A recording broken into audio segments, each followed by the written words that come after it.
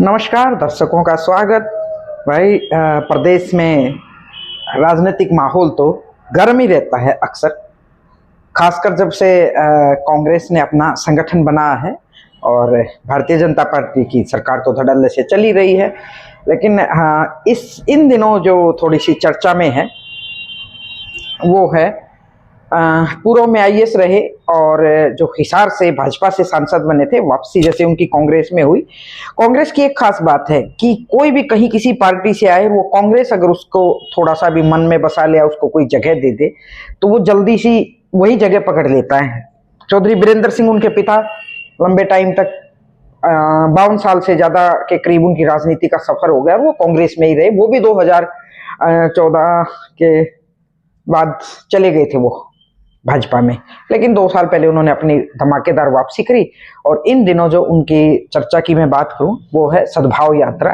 कल तीसरे चरण की सद्भाव यात्रा का समापन हुआ और उस समापन में उन्होंने एक समारोह का आयोजन किया भिवानी में, जिसमें चीफ गेस्ट थी जो सिरसा की सांसद है कुमारी शैलजा। वो आई और उन्होंने जैसे जो यात्री लगातार चल रहे जिन हलकों में, उनके यात्रियों को उन्होंने सम्मानित किया। साथ ही साथ उन्होंने मंच से हल्की फुल्की सी, ज्यादा नहीं, हल्की फुल्की सी अपने मन की तकलीफ निकाली कि ये कांग्रेस सबकी है, एक आदमी की नहीं है भाई, मिलजुल के काम करने पड़ेगा और सारी जातियों को, सारे समाज के लोगों को इसमें जगह है। बहुत हो चुका है अब, तो हमें मिलकर काम करना चाहिए। क्योंकि वो CWC की कमेटी की बैठक से आई थी, रात को देर से बैठक थी, वो सुबह 11 बजे भिवानी पहुंच गई। तो उन्होंने थोड़ा सा अपने शब्दों को, मुझे लगता है, कुछ अपना मन काबू में किया होगा। वैसे तो वो बीरेंद्र सिंह और वो जब मंच साझा करते हैं तो उनका इशारा किसकी तरफ होता है ये मुझे कुछ कहने की जरूरत नहीं। बस मैं एक बात कहूंगी कि धीरे धीरे यात्रा में लोग जुड़ रहे हैं। वो कांग्रेस के अपनी उन लोगों के मतभेद हो सकते हैं, लेकिन लोग कांग्रेस के साथ जुड़ रहे हैं, ऐसा मैं नहीं कह रही। मैंने कल एक नजारा देखा, वहां पर अच्छी खासी भीड़ थी और शैलजा ने एक स्पष्ट संदेश देने की कोशिश की कि हम संगठन में मिलकर काम करेंगे और बहुत कुछ मिलने की जरूरत है। कई मुद्दों पर उन्होंने पत्रकारों के सवालों का जवाब दिया। तो अब मेरे पास कैमरे नहीं है तो मैं रात को उस खबर को बना नहीं पाई, क्योंकि इतना सारा बहुत लेट आई, तो मैं फिर थकी हुई थी, तो मैं सोचा मैं सो जाऊं। सुबह मैं वो जो भी कुछ शैलजा ने कहा या जो कुछ वहां का नजारा था, आप इस वीडियो में देखिए। तीन चरण इसके हो गए हैं और उसी के उपलक्ष्य में आज ये सम्मान कार्यक्रम रखा गया है और मुझे खुशी है कि बहनों को यहाँ सम्मानित किया गया।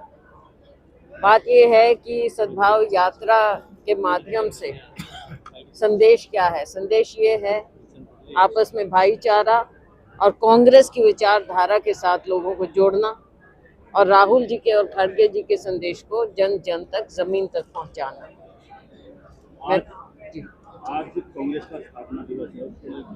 आज कांग्रेस के स्थापना दिवस पर जो ये कार्यक्रम आयोजित हुआ है, उसी के उपलक्ष्य में तो मैं यही कहूंगी, आह्वान करूंगी कि हम जो कांग्रेस के एक विचारधारा रही जिसने देश को आज़ादी दिलाई और देश के बाद संविधान को बचाने के लिए आज तक कांग्रेस पार्टी मजबूती से लगी हुई है, जमीन पर लगी हुई है। और इस स्थापना दिवस पर सभी को ये संकल्प भी करना चाहिए कि जिन उद्देश्यों को लेकर कांग्रेस की स्थापना हुई और उसके बाद देश को आज़ादी मिली, उन्हीं उद्देश्यों को हमने आज फिर मजबूत करना है। डॉक्टर अंबेडकर द्वारा दिए गए संविधान को हम लोगों तक, लोगों की शक्ति मानकर इसको बचाने का पूरा प्रयास करें, भाईचारा फैलाएं और आगे के लिए जो देश में समाज को बांटने का प्रयास किया जाता है धर्म या जाति के नाम पर, उसको हम खत्म करें और भाईचारे का संदेश फैलाएं।